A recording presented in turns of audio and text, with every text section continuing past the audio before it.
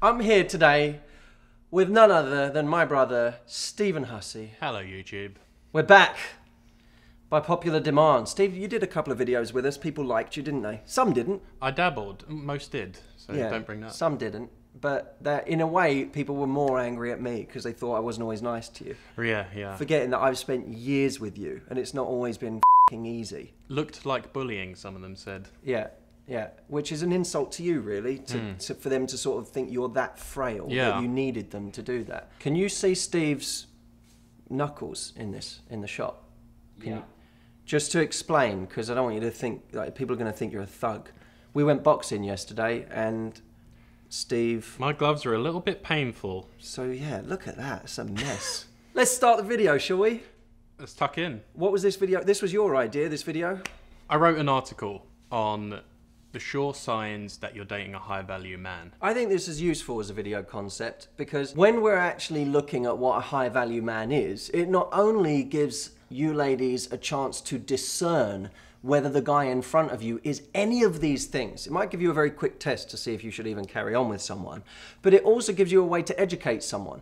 So that if you're with someone and they're not some of these things, but they have the potential to be, and they have the willingness to change and to grow, then this might actually give them some direction in doing so, and you can be the conduit for that. Yeah, and I think some of these traits are going to be a little unexpected because they're ones that you might think go against what you want, but they actually are what you want in someone. Number one, he's responsive to your needs. He doesn't anticipate all your needs. Maybe it's when you're chilly, you think, oh, it would have been really nice if he offered me that coat right now, or he forgot to send your mum a birthday card or a birthday text message and you thought that would have been really nice if he did that.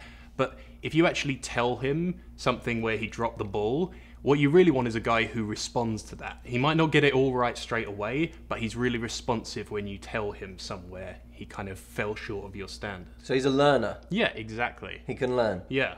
But you don't want to have to tell him every time, right? No, you don't want to have to tell him every time, but it's like, you know, it's like I used to row, and they said the best people who were coachable are the people who would be responsive to changes. So they tell you, you need to make this change, and then they go, good response, because you're really responsive, and started trying to do that thing, even if you don't get it right. Good analogy. That's what I do. All right, my one.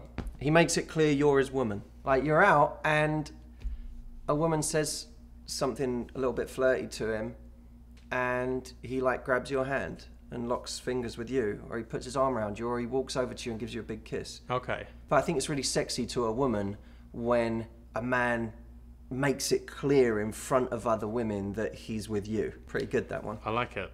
My next one is he's interested in growing with you instead of just pleasing. So what I mean by that is it's a guy who's not afraid to confront the tough truths. So because he's honest now, you're able to avoid earthquakes in your relationship later. Yeah, and sometimes you'll be annoyed that they've brought it up. You know, sometimes if, like, you're with a girlfriend and she brought something up that's, you know, is something you do wrong, or if you're always late or always disorganized and you think, oh, it's annoying she brought that up, but it is a true thing I've got to work on. And it's better you work on it now than it destroy the relationship later on because no one's talked about it. Yeah, exactly. Okay, so he can confront the difficult things. Yeah. Okay, I like that. My one is his gifts reflect you, not him. A true gift that reflects someone else might be something we don't even understand why they want it or what's good about it, but we do it for them anyway because it's about them. It's like sometimes really hard to buy them gifts if you don't get why someone likes something so much, but you go, I know they'll absolutely love this, even if I don't. I actually think that that's the key to having more empathy with your partner, is when you get into, on a visceral level, what they might like, and you have to do it for them, you then can connect to that thing as well and understand more about your partner. And that's a sign the guy's listening as well to what she's really into. Your turn. Okay, careful Twilight fans, because you want a guy who will invest in the relationship without losing himself in it.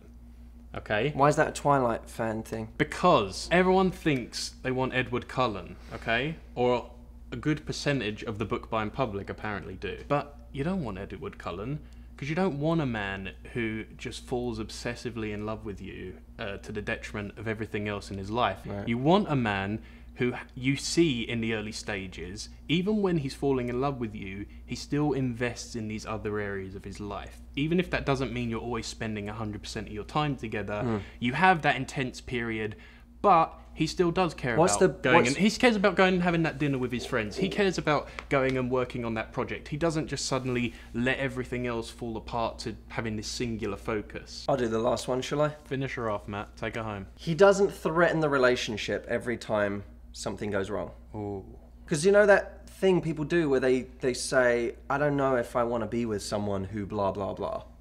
Right. I don't know if I can keep going in this relationship if blah, blah, blah. It's in the language they use when you have a fight. Yeah, it's always, everything's always, like the relationship is so conditional Yeah, all the yeah, time on yeah. everything. Not everything is a matter of relationship or no relationship. Yeah, And yeah. too often we threaten the relationship, and when we do that, we threaten the security of the person we're with. Yeah. And we also rid ourselves of the opportunity to be honest about problems. You'll make them scared. Yeah, Say anything.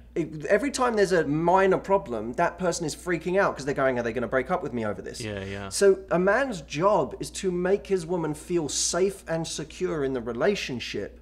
Then you can actually talk about what's wrong. Yeah. You can talk about what you need to change because she knows he's not going anywhere, but there are things we need to fix. Yeah. I think that's a powerful place to start. I like it. Before you go, leave a comment telling us one high-value man trait you would add to the list that's realistic. Yeah. Not like a fantasy man thing, but like a real quality that you would add to your vision of a high-value man. We'll see you soon. Thanks so much. Cheers, bro. He doesn't threaten the relationship every time something goes wrong. It's an important one, you idiot. Oh, what's my neck? It's a great thumbnail, guys. Oh, that's good. Use that. No, really, use that.